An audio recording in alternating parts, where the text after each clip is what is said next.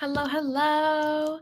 Hello, hello, hello. Let me make sure that I'm live. I'm pretty I haven't had a problem with this in a while. But let me make sure let me know if I look okay, if I sound okay, if I'm clear, if I'm fuzzy, let me know. We are back up in the office today, which it's a little messy, I'll be honest. But it's nice to be up here where like all the book covers on the wall. It's just very creative and inspiring.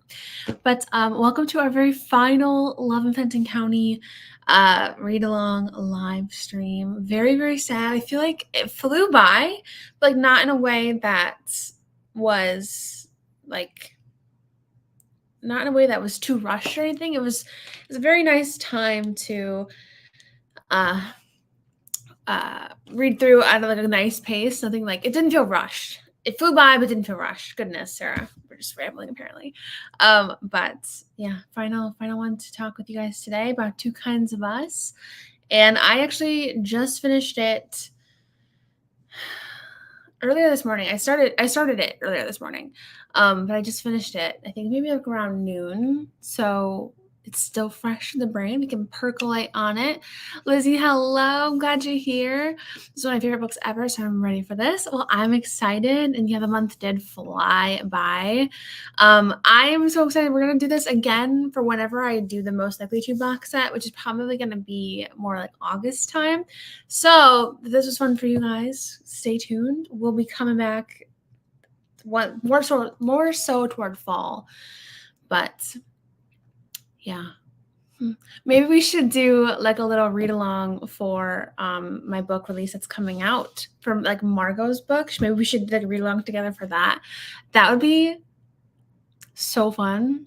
I've never done that before for like a book that I had just released. I've done like release day parties where we just talk about the book and chat about it, but like to do a read along where we all dedicate like a week to read it all together. Oh, that'd be so fun. I can't tell you concretely when that's going to be because I also have not concretely planned out the release day, but hopefully that's coming. It's gonna come. Well, it has to come by Tuesday because that's when I have to do the pre-order. So we shall see. Hi, I'm so glad you're here. Glad you can make it. I can't wait for the Most Likely to Read because I've never read those books. Never reread those books before. You've never read them. Hey, don't chew on my pant leg. Never reread those books before. I am excited. I'm excited because I haven't reread them. These are books that I haven't gone back to at all. Except for when I had to flip through to make sure the continuity was intact. But yeah, I'm excited.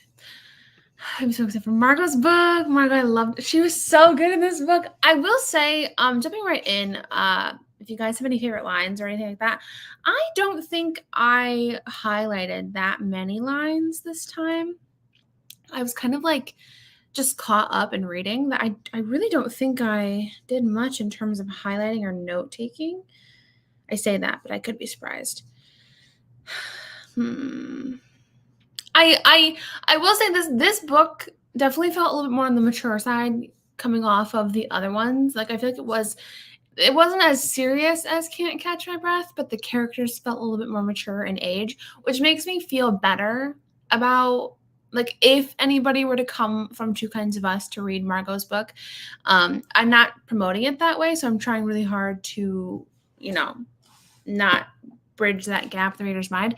But if anyone were to come from Two Kinds of Us to Margot's book, I don't think they'd be there's not that much of a shock in terms of like content differences, because I will say Two Kinds of Us, like she goes to his house and they kiss on his bed. Like that's like Scandi, like for a teenager. Like I don't know. It's more of an adulter theme. And so when I got to that part in the manuscript, I'm like, in the book, I was like, okay, that makes me feel a bit better because it's not like, because I would say Margot's book is pretty on par with what Two Kinds of Us is kind of like heat wise. Like there's no spice, there's nothing crazy, but it makes me feel better because I was gonna say Margot's book and like What Are Friends For / Out of My League. They're not kind of on the same playing field, but Margot's book and Two Kinds of Us definitely are. Bomi, leave it. Leave it. Leave it. I have tears at the bottom of my jeans, like for style purposes, I guess. Bo, she keeps tugging on them. It's not that big of a deal, but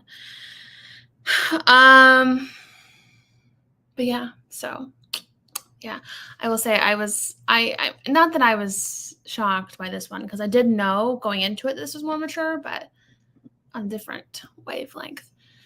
So freaking good. I underlined a line about adding interesting bits of their eyes and suckage. Yes. Oh my gosh, that made me laugh when I read it too.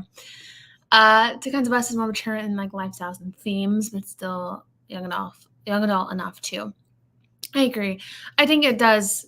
It handles more of like the idea of life after high school more so, because it's not really high school focused much at all. I think we have 2 scenes of them in high school, so it's definitely very different from What Are Friends For, where like a lot of the scenes were in high school, and Can't Catch My Breath, a lot of the scenes were in school.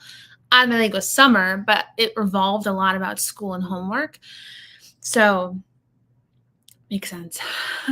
But one thing I highlighted was a lot of it is like Harry being just like adorable and like cute. Well, I guess I also too, let me know your guys' favorite scenes. My favorite scene, what is my favorite scene? I liked a lot of scenes. Like I liked the scene where she's about to break her car window and Harry's like, I can help you break into it. You know, like that was cute. Like that was, and I feel like that was a cute little like what's the word?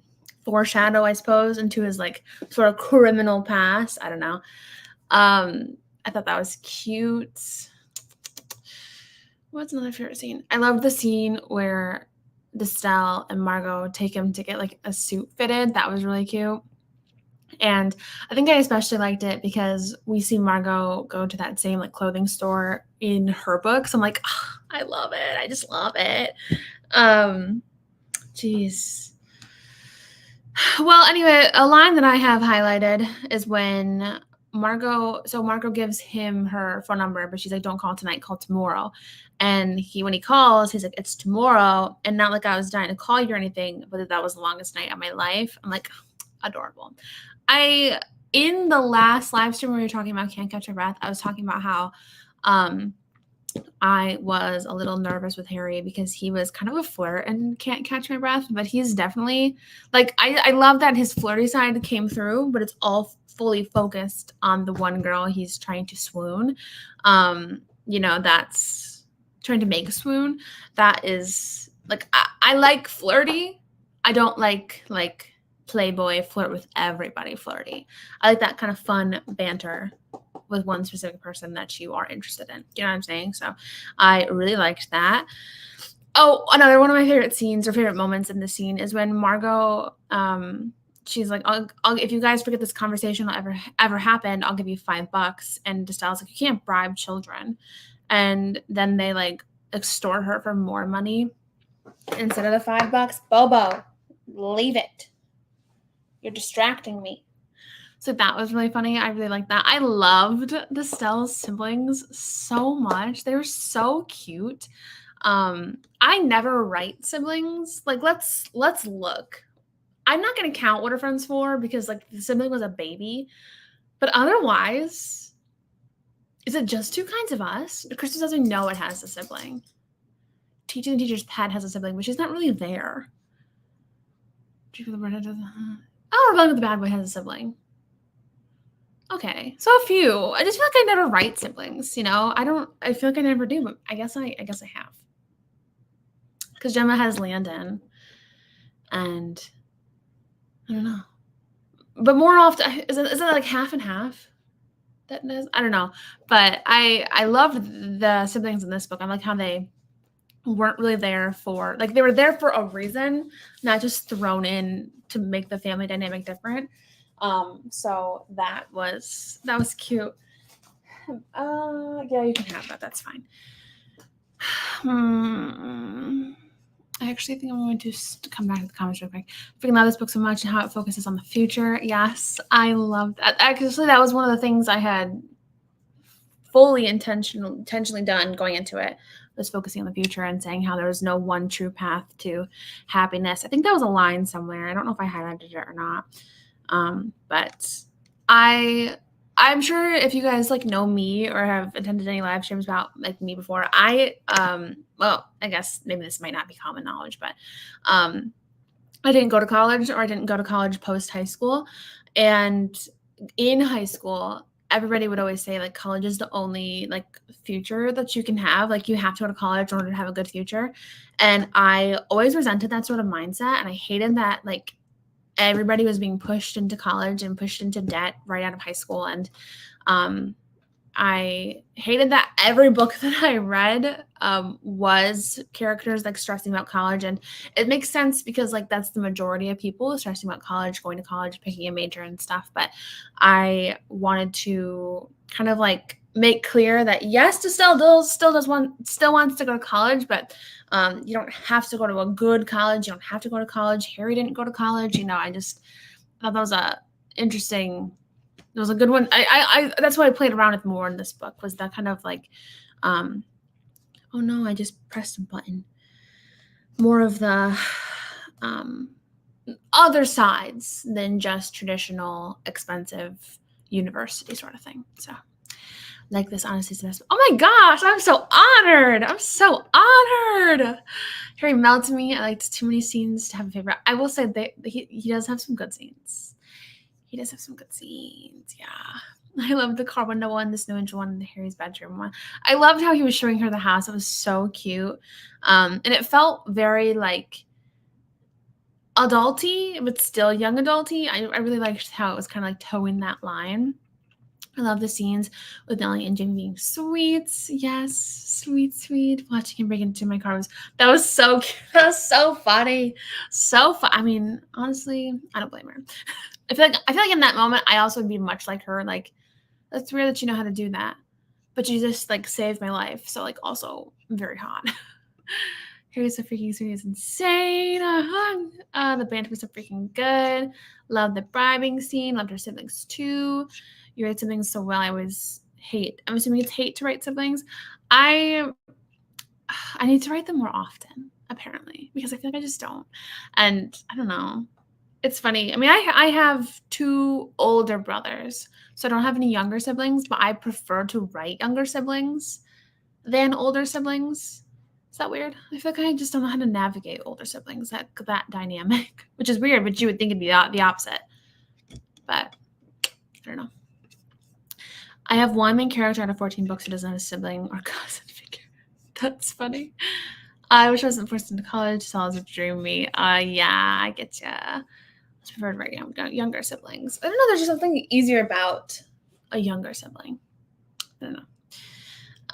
Let me see my next line. It was. Why is this a note? Oh, it was page. Okay. It was when Harry was like, if you listen to country, I'm gonna have to tuck and roll. And Destelle's like, you would jump out of a car instead of listening to country music. And he goes, probably. And before you ask, no, it's not extreme. People jump out of cars all the time. And I assume I had written that as like a flashback to Can't Catch My Breath, because it feels like very too pointed. But I don't know. It just was kind of funny. I love the country. I remember I had somebody screenshot that segment and post it to their Instagram stories. And they were like, why do people think it's cool to hate country? And I was just like, you know what? Like, it's his character. Like, people take things like too seriously sometimes. Like, I don't know what to tell them. And they didn't tag me in it. I just followed them and had seen their story. But Harry just doesn't like country music. What's the big deal? Who likes country music? Somebody does. I wrote them to like it. Was it Lacey? I feel like Lacey would like country music. I know she likes Taylor Swift. Somebody likes country music though. But I did it to appease that person who's like, everybody hates country music. Yeah. I'm like, it's a fictional character. He is in a indie like rock pop band. I don't know. But I laughed because when Destelle goes with Harry to like their what's it called? Is it called Dial and Dine? Dial and Dine? When they do that like food delivery thing, um Estelle drops off the food and the line says, Eloise, the door. And I'm like, has Eloise been in every single book, like mentioned in every single book? And she has. She has, because she was in One of Friends 4. In Out of My League, she was Edith's like volleyball nemesis. In Can't Catch My Breath, she took a picture with Vesta in like that little friend group. And here she is answering the door because she ordered food. And I think that's hilarious that we have a character who was in every single book of the Love and Fenton County series. I love that so much. Yes, notice the cameo in every book. Literally, that's so funny. I love that for her. I love that for her so much. I mean, she deserves it. If she's not going to get her own book, she better be in every single one. So I do love that. The next line I highlighted was when Stella calls him a weirdo and he says, be a weirdo with me. And I'm like, oh, swoon. I think it was, yeah, their karaoke section when they do karaoke together. So that was really cute. Oh, yeah, I did highlight our parents put so much pressure on college, but it seems silly, doesn't it? There's not one road to happiness. And Margot says that, which I really, really like because in her book that I have written, for her, there really is kind of only one road to happiness. And so, like, I really like how I have her, like, she's very optimistic in this book. And in the book that I wrote for her, and she's the main character, she is very much so not optimistic. She is bitter. And, I love seeing that sort of like progression in her character, like the downfall of that character. So we can build her back up to her happy little self. She's like, not like happy, but she's very spunky in this book and, knows what she wants and goes for it. But in her book, life did not go the way she wanted it to. And I really liked seeing that because she's so dead set, like, oh, I'm going to fashion school. And DeSalle's like, you're going to rock fashion school and all that stuff. And it's just funny to see how things go. One thing I didn't realize, and I had written it differently in Margot's book, is that I didn't remember that Estelle and Margot had only been friends for a year, because she says we'd only been friends for a year, and when she made friendships, she dedicated herself to them. So and there's a line earlier that said they knew of each other since like middle school, but they didn't really become friends until their junior year, I think. So it was really interesting to like see that, because I feel like Estelle and Margot are very close. So I always assumed they were close, like had been friends for a long time, but they hadn't been. So I liked that.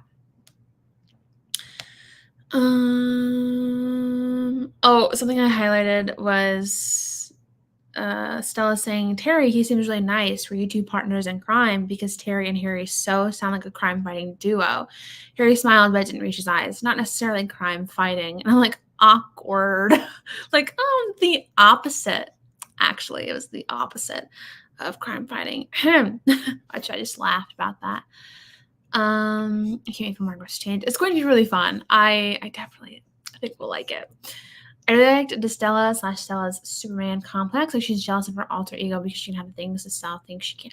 I thought it was really, really fun to go back. I will say there was one time, I don't remember when it was, but I'm like, I think it was like when she was talking with Margot, and I was like with Margot, like, girl, you are the same person. But I really liked that because I feel like it's true. Things are going to be easier when your actual identity is not on the line. And so you can be whoever you want to be because there's no fear behind it. Like, you can totally discard that alter ego if you do something that's like really embarrassing or awkward. And so to see her struggle so much like with it and be so jealous of Stella who does have that freedom to, she can start anew, like Stella can start anew, that sort of thing. I really liked how I had written that. That was really fun.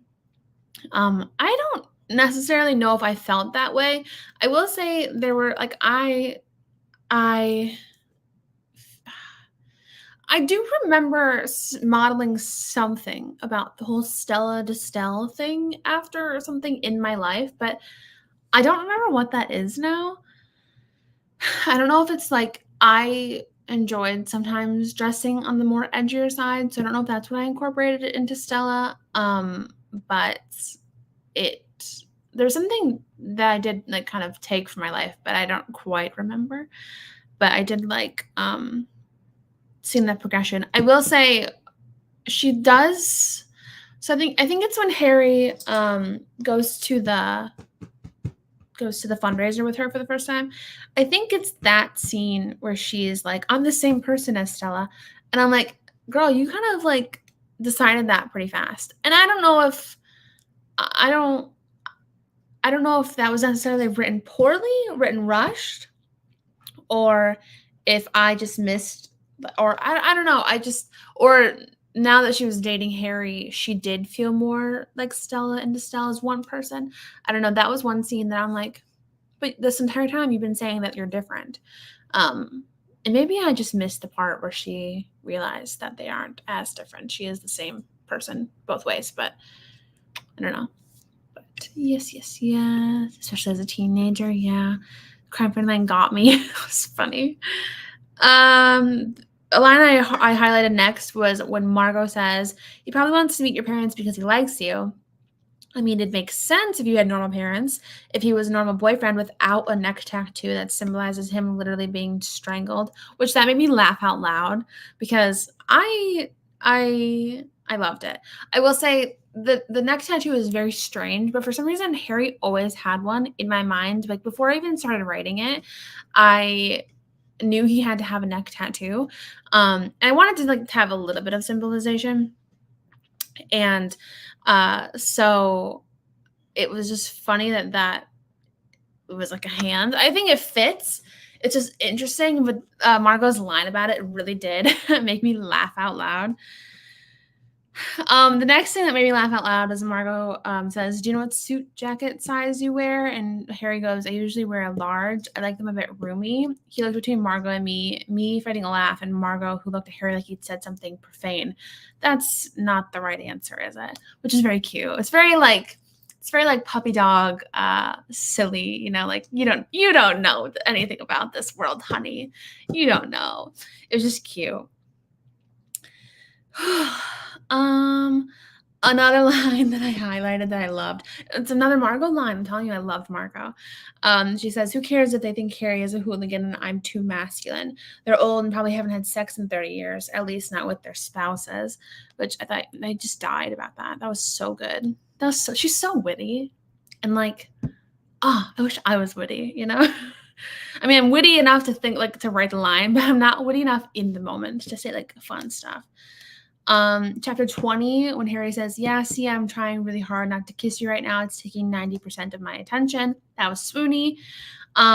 Chapter 22 is when she tells him, "You make my heart happy," and he's like, "You make my heart sing." I've always loved that sort of back and forth right there. I've always loved it. It feels very symbolic to the book, it feels very fitting for it. 23, Stella says again, "There's not one road to a good life. College doesn't equal a good life." And then the last thing I highlighted, it's unfortunate that it ends on kind of like a dark moment, but it's Estelle saying to her mother, "One day when I don't come home for the holidays and never call you on your birthday, think of this moment." I did really like, though, how it comes back up in like the next chapter or so with Nellie and Jamie. Like they're afraid Estelle's going to cut them out and not call them on their birthday. I feel like it was very fitting and very realistic of like kids who can understand the significance of things, but like kind of get a little bit more overly worried easily. I really liked seeing that dynamic of them talking about that together. I think you mentioned a few times throughout that she was starting to feel like the divide between. Okay, then maybe I just missed it. I mean, I will say there was some exposition that I'm like, I gotta read a little bit faster because I have things to do. So maybe that was one of those moments. I don't know. How did you create your characters and the external conflict in your story? It's so long. It's been so long that I I'm an old lady whose memory just resets, so I can't answer because I don't remember. But and then I'm a pantser, so it's something that kind of just comes with each draft. I don't plot it out in advance. So yeah, I love that Margot will be. She's so like pessimistic, but in like a fun way. You know, she's not pessimistic in like a negative. I mean, it's negative, but like not in a oh my gosh, would you just shut up sort of way. You know what I mean? I love that qualities to her. I laughed during the church painting scene and pastor put the sheet over her and said, "Cut a spot for the top of your head." I was actually shocked when I was reading the painting scene because I'm pretty sure when I had first written it, ma'am, that's loud. I'm pretty sure when I had first written it, like Destelle, I'm pretty sure she falls into like the paint. Actually, you know what's funny? The painting scene actually initially was in Can't Catch My Breath with Addie and Vincent. Yeah, that's crazy. It was there. I had written it fully too. I had written it, and I don't remember why. I don't remember why they were doing it, but maybe it was Vincent that fell in the paint because it ended up like he had to take his shirt off to like clean it in the sink or something, and Addie stumbles in on him shirtless, and I'm like, I remember her being like scandalized about it, but it just didn't fit for their vibe of that story. So, I definitely it works so much better. Well, the thing is, it didn't fit for Addie and Vincent because the whole plot of that book changed. We talked about it last week, how that book went through like the most plot changes over the course of the whole drafting period. So in the first draft is when that painting scene happened, and I pretty much scrapped 80% of that draft. So yeah, but that's funny. It's one of the things like I didn't even remember that as I was reading it. I only remembered it just now, but it was them. Crazy. I also like the flashcard part with Nellie, but it took me a few years to understand what the word meant in chapter 9. Chapter 9, let's look it up. How do I look up there? Chapter 9. Oh, syphilis. It took you a few years to understand what syphilis meant. Oh, how old were you when you read it? I love the church scene. It was very cute. I love that birthday line. I used it in real life, and my dad yelled at me. The birthday line. What birthday line? Let me know. I don't think we talked about it. Birthday line. Did I say birthday? I don't remember. I can't imagine that scene being in the painting. Yeah, like I said, it was definitely in the first draft where everything changed, because I feel like in that first draft of Telling the Perfect Lie, it was more so like Addie came to Vincent and was like, make me a better person, which doesn't make sense much at all. But I don't know, she really valued his opinion for some reason. So she's like, I want to be a better person. Help me be a better person. And one of the things he did, he signed them up to volunteer at their local church. So that was where that, goes. So I was 16, didn't have, then I understand. The no health class, that'll do it. It was the birth. That line. I get why your dad would yell at you. My parents would probably murder me if I said that to them. It would not fly. It would not have flown when I was that age anyway. It's funny. Like, I have my characters say like these dramatic lines to their parents. Like Gemma says something to her mother in Rebelling with the Bad Boy, and it stuns the mom speechless. My mom would never let it fly. I would never be able to talk to her like that. So the way, like, it makes sense for the characters to have that sort of like punchy line of a moment, but yeah, no, it wouldn't fly. Actually, to me, I don't know. But like, for the sake of the story, you have to have parents who like, oh, I realized I was wrong. You know what I'm saying? It's like, well, that makes sense, but yeah. it wouldn't have. I would have been not bad. I said to my sister when I was mad, my dad, yeah, it would not have been. It wouldn't have been great if I had done that.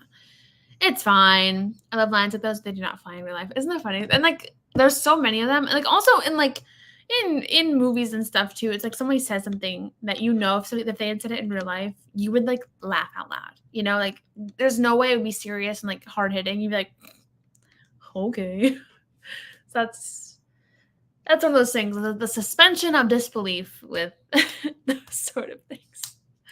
I don't know. What is the question I haven't asked yet? Hang on. Or have I asked all the questions I usually ask? I don't have it set up, loaded up. Hang on. Favorite scene, favorite character, favorite lines. Okay. On a scale of 1 to 10, how similar did you feel to the main character? Also, this is only we've only been doing this for half hour. Aren't the other ones normally like an hour long? Are they not? I'm looking. Yes, an hour. How are we a half hour in? And I have nothing else to talk about. What? I felt so anxious for just tell the entire book. I will say, like, yes, her parents were very controlling, but I don't think they were necessarily controlling in an utmost toxic way. Like, they were very much so like, we have ideas of what we want your future to look like. But I really, they weren't necessarily the most toxic parents that I think I've written, which going back through, I was shocked because I feel like I'd always assumed the opposite. I think when I think of this book, I think of, oh, Destell's parents are psycho and controlling and red flags. And I think in a way they are, but I think also in a way they just kind of read like normal parents who are so used to dictating what their child's life looks like. And at times they cross the boundary, more so her mom. At times her mom crossed the boundary, like ordering her food for her and stuff. But it wasn't necessarily as toxic as I remember it being. It's not the best. Obviously, it's not the best, but it's better than Gemma's mom. Gemma's mom, who won't let her cut her hair, she was crazy. Who else was bad? Sophia's parents were weird. Sophia's parents were red flags and not great. I also will say, I feel like I remember Can't Catch Your Breath, Addie's mom being worse than she was. And then when I reread it, I was a little shocked that she wasn't as, it's just interesting. Was that really the only two? I mean, if it's her dad is like crazy, but And then, of course, we have Lacey, whose mom is, I like to sell so much. Mine is being rich. Same. I also highlighted the line when Nellie messes up a word and gets anxious that Destell's going to tell her mom. I thought that was cute. I thought it was nice. I liked it too. I liked how Destell's like, she said something positive, like, don't let mom dictate your happiness or something like that. And Nellie's like, well, I do it because I want to. I just still want her to be proud of me. And I feel like I can relate. You might do something because you want to, but did you start doing it because you want to? Or did you start doing it to impress your mom and start to like it along the way? And I don't know. It's very interesting. I relate to her and Gemma the most. Destell's mom made me rage. Gemma's mom made me. I feel like Gemma's mom is way worse than Destell's mom. I mean, Destell's mom's not great, but I feel like if we had to rank them, it would definitely be Gemma's mom would be the worst, especially because she plays like favorites between Gemma and Landon. Like, that's crazy. That's gross, but it's fine. That's not what we're talking about tonight. We're talking about, we're going to talk about that eventually once we get to it. But I just love the parental themes in the book. And it is fun to explore that. That's one thing about young adult that it is a bit more fitting, is exploring those parental themes. And moving into new adult, like, Margot deals with some of the same issues of, trying to find her own person and struggling with that new adult. Like, I'm an adult, but I still feel kind of like a kid. I'm an adult. My parents still have a bit of control over my life. So it's kind of that early adult phase where you're sort of branching out into yourself and, making your own choices and stuff. And I feel like so it's kind of similar. But that is one thing about young adult that is fun, is exploring those more parental sort of elements. If I were to look back on all of the books, I'm looking at the posters. If I were to look back on all the books in Love and Fenton County, I feel like the family dynamic in What Are Friends For is definitely the healthiest. It has its issues, but for divorced parents, it's definitely a healthy little relationship they have going on there. Out of My League is very toxic. Can't Catch Your Breath was an interesting one too, with seeing them navigate a life without a father figure, or the male figure of the household. Two Kinds of Us, we have, controlling parents, but they find their way in the end. And really all the parents do. They all find their ways in the end, Out of My League, they're still a train wreck, but they still find out, how to better appreciate the life that they have. So it's fun. It's fun. Those books were very fun. Those books definitely were more family focused than Most Likely to Series was. So, except for the last two books in the Most Likely to series, those kind of had more family themes. But I will say, Two Kinds of Us, like Stella, she kind of reminds me a lot of Lacey in the terms of, like, they both want to get out and explore the country and stuff. It's like Two Kinds of Us is Rebecca the Bad Boy and Fake Dating a Football Player, main character wise, combined in a way. It's very funny. But you got your ball. Okay, cool. As a mom of two young girls, now this book made me think a lot about the parent-child relationship. Oh my gosh! Oh, well, I feel kind of like honored about that. I can't even imagine. I can't even imagine trying to be a parent. It would be just so tough. And I like seeing not perfect parents. I like portraying not perfect parents, because I love my parents to pieces, but they weren't perfect. I was not a perfect daughter. And even now when I'm an adult, we still navigate some hardships and stuff. But so it's fun to see a dynamic with parents where parents aren't like NPCs in the book. You know what I mean? Like they're there, but they're not there. I feel like a lot of times in young adult, the parents can kind of fall on the wayside because they're not the main point of the plot. But I liked that Love and Fenton County, they kind of were more so part of the plot. Yeah. I love Remy's family. That they really were the best family. I will agree. They never bothered me because they were so dramatic. They're so toxic. They're dramatic, but I can't imagine growing up in an environment that's so tumultuous like that. I feel like it would be really bad long term.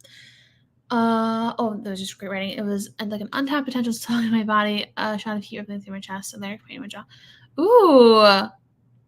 Wait, where is that? I'm gonna look it up. It's an untapped potential song. Shot of heat. Chapter 23. Ooh. When her dad tells her that she's not allowed to go to Harry's gig.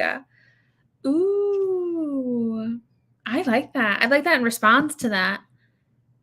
Oh, I also, bringing that back up, I really love that, like, untapped potential is like, what's her name? Is Stell's dad's sort of like, he had a hand in it. Like he said it to Harry, and Harry, like, it just stuck with him.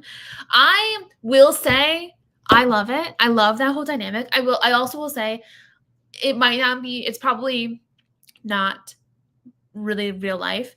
That's kind of why Love and Fenton County never says a state, because there's a lot of different state laws that come across, like, when it comes to crime, like what Harry committed. I will say he probably would not have been charged as a juvenile. and when I was looking up to research it, even if it is like a fake, you know, that you rob a place with, if the person thinks it's a real gun, like if you or a real, if you like if it's insinuated that it's real but it's not, it's still technically like the felony in charge and stuff. So I will say that whole aspect is probably not accurate to real life, but I will say I really liked how it's a fictional book, so it doesn't matter so much. I mean, it's believable enough, I loved how it was Destelle's dad that was in charge, or like the judge on Harry's case, and that I just I remembered it, but I kind of forgot how impactful it was, and I forgot how Destelle's dad was very neutral about it all. He wasn't like, no, you can't see Harry because he's a bad guy. I really, really liked that about her dad. Even though he was also with her mother, kind of more controlling, taking your cell phone away, imposing curfew, all that stuff. I really liked his character, and I liked the plot behind him and Harry interacting, and him being kind of the reason that Harry gets set on like the straight and narrow in a way. Because like he had said, he's like, I could have chosen to ruin his life, his adult life, the moment it started. But I really, really liked it. That's one of my favorite things about this book, I think, plot wise, is that I think one of my favorite things about this book plot wise is Harry's character. I think he has done some really stupid things, and when you do something stupid, it's easy to just think your life is over. But I don't know. I really liked that sort of like second chance. That was who I was in the past, but I'm a new person now. It's like two kinds of us, sort of thing. So yeah, I really liked that. I will say Destelle's reaction to finding out about his past was a little bit dramatic. I was kind of cringing a little bit as I read that, as she was like storming out of the gig. I get being bothered by it, and maybe she would be more bothered by it than anybody else because her parents are the judicial system, so she's seen/heard about crimes and stuff. So maybe that's why she was really more bothered by it. But I really like how it turned out. I did. Stella's definitely Gemma mixed with Lacey. I love reading Not Perfect Parents. Chapter 23. I love it. Tap potential. I'm also writing about crime and getting the laws right. It's hard. It's really hard. It's really frustrating. But I at some point I'm like, you know what? I'm just going to write it on the slightly believable side. And if somebody comes along and is like, that's not how the law works, I'll be like, meh. Because like it's not unheard of to, even though it's a big crime to charge somebody as a juvenile at 17, it's not unheard of that somebody can get out for good behavior. I don't know. But I love the Destelle's dad plot. I thought you foreshadowed the relationship between Destelle's dad and Harry really well. Oh, thank you. It was subtle, but there were enough clues that at the end it made sense. She's 17 though. That's true. It is the teenage mindset of everything is the end of the world when it happens. So I guess you're right. You're right. What are you eating? You're eating something. I hear it. Harry was freaking awesome. I read books where laws makes no sense. So yeah, and they vary by state, so it's like even more confusing. Like when I was trying to figure out like driving, because apparently not every state is the same when it comes to driving. Like in Michigan, you can get your permit at 14 or 14 and a half. You can start your permit and start driving with a parent. And you can't get your license and drive alone until 16. And even when you can drive alone, you can only drive with one other passenger in the car. But like when I was looking up Connecticut laws, apparently like you can't drive like at all.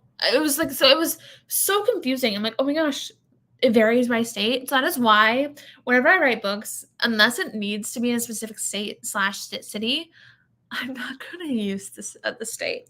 I very much so liked the freedom of Love and Fenton County, where I never mentioned the state and I could really do whatever I wanted with the state laws. But with Most Lucky 2 series, I stupidly put it in Connecticut, and that was canon, unfortunately. So, wow. For research, I have to look up Nevada laws. Yeah. See, it's much more easy. It's much easier and it's much more fun to kind of just be able to make it all up, or make it up as much as you can. Keep it a little bit believable, but you don't have to follow anything by the book, because otherwise, like if I had somebody start driving at 14, people in Connecticut, it would be like, no, that's not a thing in Connecticut. I don't know. It's crazy. But anyway, thank you guys for coming along with me on this reread. It literally was so fun. I was a little nervous about how it would go in terms of who would do it with me.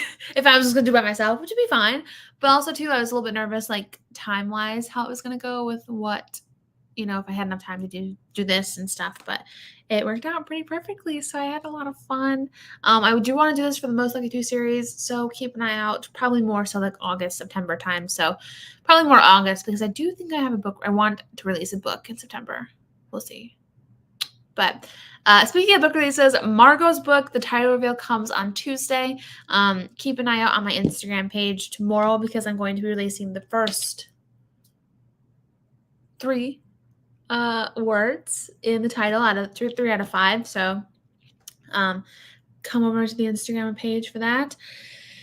And the title reveal is happening Tuesday, and then the cover reveal is probably happening at the end of May. So stay tuned, because I do want to, now that I've said it, I do want to do a read along for that book. So we will have a fun time with that. So yay! Thank you guys once again for joining me on this Love and Fenton County journey. It was very fun taking a tour back through it. And now I can't wait for If the Room Fits reread in October, and then Christmas as We Know It reread in December. So stay tuned for all that fun. I will let you guys go here. Thank you so much for joining me. I'm Sarah Sutton. I'm an indie author of 10 young adult romance books, and I'm about to publish 1 new adult romance book. And I will see you guys next time. Bye!